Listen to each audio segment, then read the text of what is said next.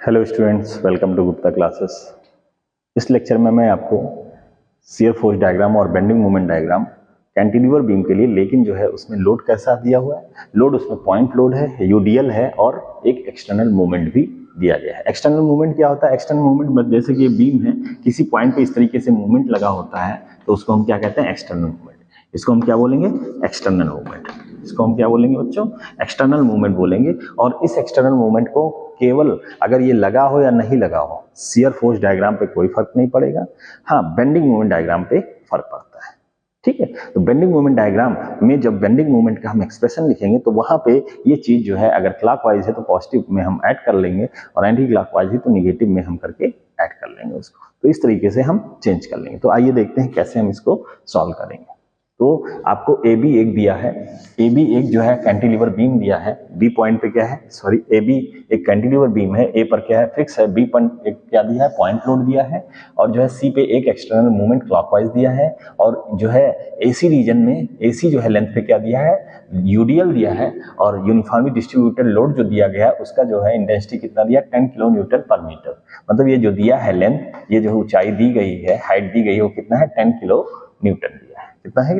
10 kilo Newton पर metre दिया है। तो आइए देखते हैं इसको सॉल्व कैसे करना है। तो हम जो है रीजन अलग सेलेक्ट करते हैं।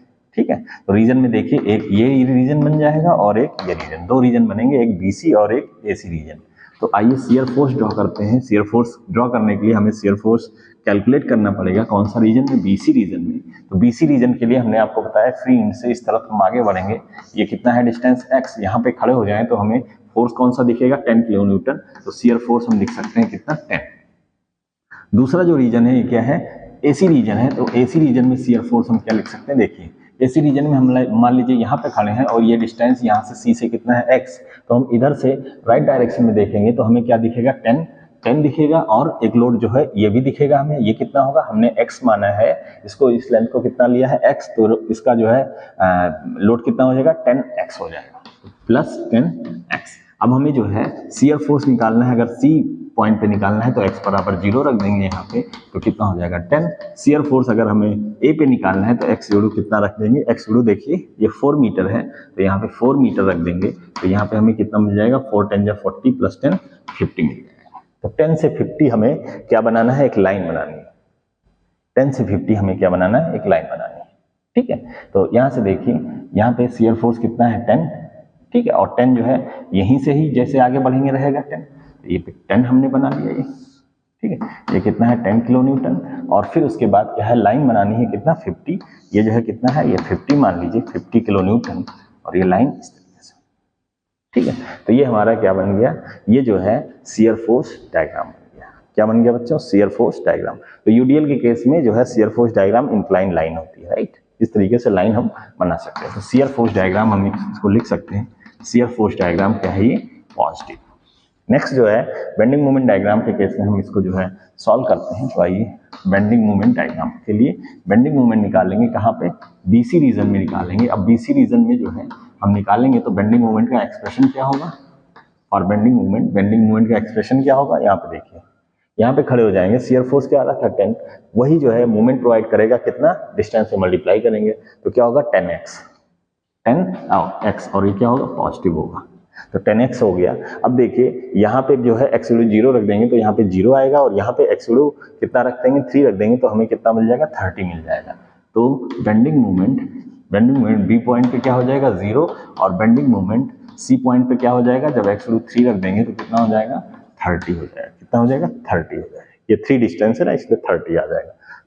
ठीक है, तो 10 into 3 दैट इज 30। तो 0 से 30 बेंडिंग मोमेंट हमें ड्रॉ करना है। तो कैसे ड्रॉ करेंगे? देखिए, 0 से 30 तो ये 0 है। ठीक है, यहाँ पे मान लीजिए 30 यहाँ पे है तो ये 30 हमने ड्रॉ कर दिया। और जो है यहाँ पे देखिए एक लाइन है, इसलिए लाइन बना देंगे। लाइन की इक्वेशन है लीनियर है। तो ये 0 हो गया किलो न्यूटन मीटर, और ये कितना होगा? 30 किलो न्यूटन मीटर। अब नेक्स्ट रीजन है, कौन सा रीजन है? एसी रीजन है। तो एसी रीजन में हम बेंडिंग मोमेंट का एक्सप्रेशन लिखेंगे। क्या हो जाए? तो क्या क्या आया था? शियर फोर्स आया था 10। इसको मल्टीप्लाई कर देंगे किससे? देखिए ध्यान से, यहाँ पे खड़े हैं, 10 यहाँ पे लग रहा है तो 10 इंटू परपेंडिकुलर डिस्टेंस, इसके लाइन ऑफ एक्शन का कितना है? यहाँ से देखिए, यहाँ से यहाँ तक का डिस्टेंस होगा कितना होगा? 3 + x। कितना हो जाएगा 3 + x हो जाएगा। ठीक है, नेक्स्ट जो है कौन सा फोर्स लगेगा, इतने का लोड लगेगा। इतने का लोड कितना होगा 10 × x, जो यहाँ पे लिखा है 10x, ये लोड लगेगा plus 10x into distance. Distance कितना होगा, अब ये 10x का जो लोड लग रहा है इसके सेंटर पे लगेगा, तो यहाँ से इसके सेंटर का डिस्टेंस क्या हो जाएगा x/2 हो जाएगा। तो यहाँ पे मल्टीप्लाई कर देंगे x/2, तो यहाँ से कैंसिल हो जाएगा। तो यहाँ पे एक्सप्रेशन हम लिखें तो कितना हो जाएगा 10 × 3 = 30 प्लस 10x प्लस 5x²। ये क्वाड्रेटिक इक्वेशन बन रहा है। क्या बन रहा है, क्वाड्रेटिक, x² और 2 है। अब यहाँ पे हमें बेंडिंग मोमेंट निकालना है, अगर सी पॉइंट पे निकालना है तो x को 0 पुट कर देंगे, यहाँ पे 0 पुट करेंगे तो 30 आ जाएगा। और बेंडिंग मोमेंट अगर ए पे निकालना है तो x कितना पुट करेंगे, देखिए ध्यान से, x हमें 4 को पुट करना पड़ेगा, कितना 4 मीटर। तो 4 मीटर पुट करेंगे तो हमें कितना मिल जाएगा, ये देखिए 4 × 4 = 16, 16 × 5 = 80, 80 हो गया। तो प्लस 80 लिख दिया हमने। ये कितना 4 × 10 = 40 प्लस 30, ये कितना हो जाएगा 80, 40, 120 और 30, 150 किलो न्यूटन मीटर आ गया। ठीक है, तो यहाँ से हमने जो है ये कितना आ रहा है 150 किलो न्यूटन मीटर, तो इसको 150 किलो न्यूटन मीटर लिख दिया हमने। अब यहाँ से यहाँ तक हमें मिलाना है, हमें कैसा लेंथ मिलाना है, हमें क्वाड्रेटिक इक्वेशन है तो हमें कर्व बनाना पड़ेगा, पैराबोला बनाना पड़ेगा। तो पैराबोला को हम इस तरीके से, तो ये हमारा जो है ये बेंडिंग मोमेंट डायग्राम हो गया, और ये क्या होगा, पॉजिटिव होगा। किस केस के लिए है, ये कैंटिलीवर बीम, और उस पर जो है क्या क्या लग रहा है, पॉइंट लोड लग रहा है, यूडीएल लग रहा है और एक्सटर्नल मूवमेंट लग रहा है। ठीक है, अच्छा एक बात और, यहाँ पे एक चीज गड़बड़ हो गया। बेंडिंग मोमेंट का एक्सप्रेशन ध्यान से देखिए, हमने जो है ये लोड और ये लोड तो ले लिया, लेकिन मूवमेंट को हमने ऐड नहीं किया, हमने मूवमेंट को बच्चा ऐड नहीं किया। तो इसको हम और जो है यहाँ पे एक और चीज लिखेंगे, क्या, इसको में प्लस करेंगे, कितना डायरेक्ट कितना आ रहा है 20 किलो न्यूटन, तो यहाँ पे हम 20 ऐड कर देंगे।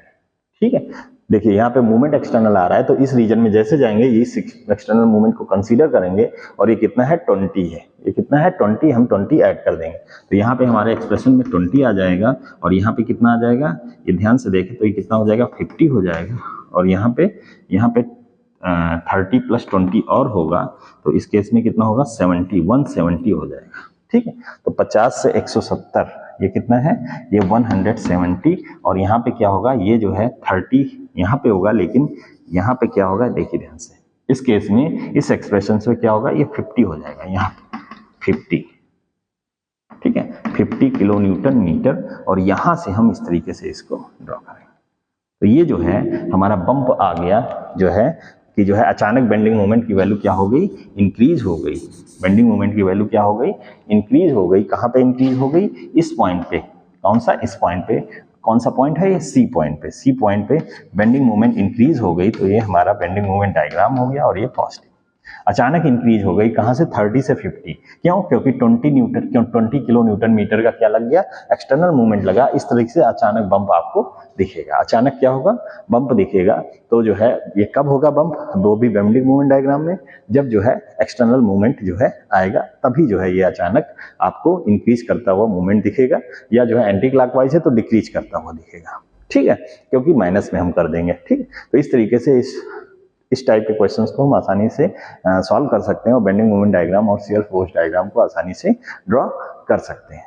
ठीक है, और भी कई केसेस हो सकते हैं। आप अब इसको प्रैक्टिस कर लीजिए अच्छे से, आपको अच्छे से समझ में आ जाएगा। तो I think shear force diagram और बेंडिंग मोमेंट डायग्राम का कॉन्सेप्ट यहीं तक रखते हैं।